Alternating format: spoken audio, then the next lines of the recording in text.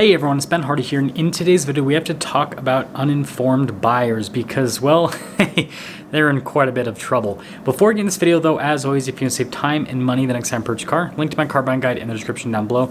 And then if you want to see more videos just like this, then I recommend you subscribe because I post content every single day. Let's get into it.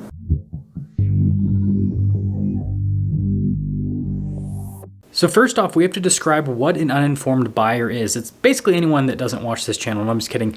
But there are different levels to it because, obviously you have someone at the very bottom that has like no information whatsoever about the dealership experience or anything, and they just basically go in blind. And then you've got people that have all the information in the world. And so let's go through the different tiers and talk about how these different tiers are going to fare over the next few months with everything that's happening in the car market. So the first group of buyers is the completely uninformed, and this is actually a pretty large group of people. So when I say completely uninformed, I literally mean completely uninformed. These people don't research the vehicle that they're looking at purchasing, and they don't research anything about the dealership process or, go in and get pre-approved. Like, they do nothing. They basically just show up at a dealership and say that they want to buy a car. And again, you would be shocked with how many people are in this group. When I worked at the dealership, like, this is actually most of the customers that I personally dealt with that, just basically showed up at the dealership. Like, it was crazy to me. I thought that, they would have done at least some research, like known what vehicle that they want, but it wasn't even that. They basically go, hey, I need a new car. And then I decided to come to your dealership, and it's like, wow, okay, well, let's figure this out. And so with this group of people, they obviously can get taken advantage of the most by dealers. And I know some people might not like me using the term take advantage of, so I guess that we'll say that this group of people has the opportunity to have the dealer charge them the most amount of money for literally everything, because again, they haven't done any research. They don't know how much the vehicle is that they're going to be buying because they haven't even researched the vehicles. They don't know what interest rate they qualify for because, again, they haven't gotten pre-approved, and they don't really know the dealership process because they haven't done any research. And so, moral of the story, don't be in this group unless you want to pay more for the car you're buying, and if you want to have a higher interest rate, and if you want to pay more for the warranties and all that other stuff on the vehicle as well. Now, the next group of people is the slightly informed, and I would say that this makes up the vast majority of buyers in the car market. So what this group looks like is they've typically researched into the vehicle that they're purchasing, so they know roughly, the features that that vehicle is supposed to have at certain price points, and, again, just what that vehicle should be sold for. And, maybe they have gotten a pre-approval from their credit union, but typically not. They just know what their credit score is. That's pretty common with this group. And then the other thing is they haven't really done any research into the dealership process. And so with this being the majority of buyers, well, what typically will happen is they'll go into a dealership and they'll know what the vehicle should be sold for, but then they only know what their credit is and not what they're actually approved for on an auto loan. So then this basically puts the dealership in a situation where they sell the vehicle to the customer for, what that customer thinks it should be sold for, because again, they've done their research on the vehicle. But then the dealership will make sure that they make money on the financing side of things because, again, this person doesn't have any sort of information on auto loans or, the whole warranty side of things at the dealer. Basically, they'll be in that situation where they get back to the finance office and the finance manager is like, hey, we got you approved. And again, this is what this group of people is usually worried about, is just getting approved. And not only did we get you approved, I got you this great package. It only increases your payment by $15 per month. And then again, with this group, it ultimately leads the dealership to being able to make a lot more money. Now, the next group of people is the more informed group, is what I will call it. So with this group of people, typically, again, they've done research, so they know what car they want, and they also know how much that car should be sold for. And typically they go, kind of like a layer deeper, where they basically will look at what those cars are going for on the market and basically try to find, exactly, how low they can get the price on that vehicle. And then they'll typically be pre-approved at, their local bank or credit union, so they know what interest rate they qualify for. And they've also done research on their trade-in if they have a trade-in, and so they know roughly what their vehicle should be worth trading it in.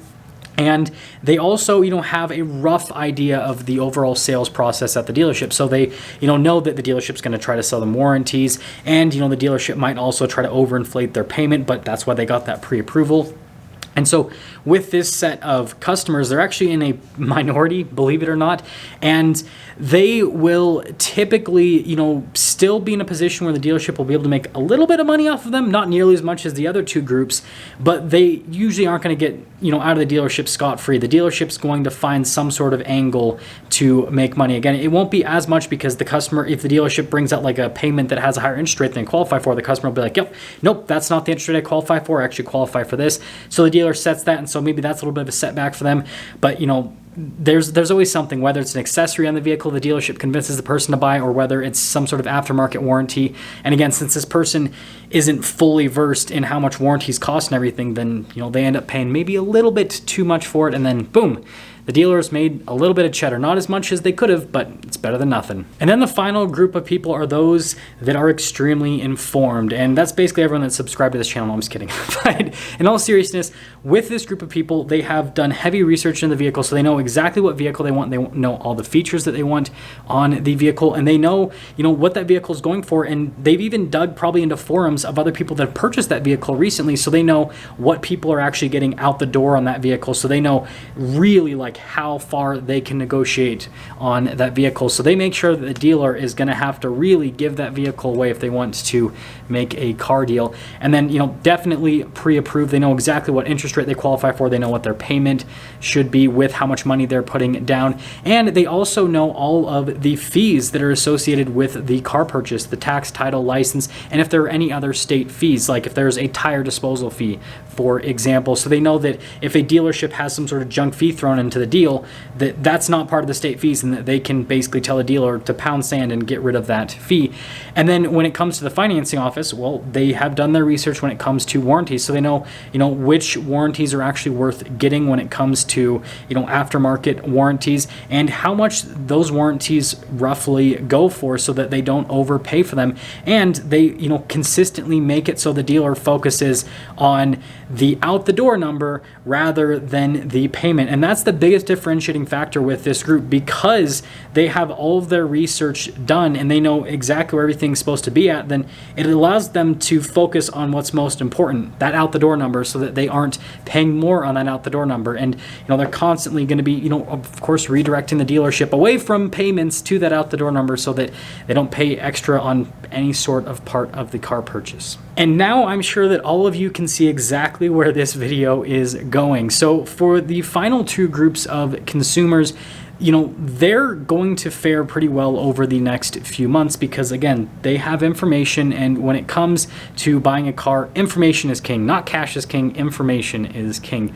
Whereas the other two groups of people that make up the large majority of car buyers, they're going to be in a lot of trouble over these next few months, because their lack of information is going to put them in a really bad situation. And frankly, this group of people is already in a bad situation. We're already seeing it, because I have plenty of dealers that I talk to that tell me that they have consumers coming in that are trying to trade in vehicles they bought a year ago, or just over a year ago, and they paid so much money for those vehicles, and then they also paid a ton of money for warranties and just every bit of product, and now they're absolutely buried in their vehicles. And this is going to continue with the market that we're in.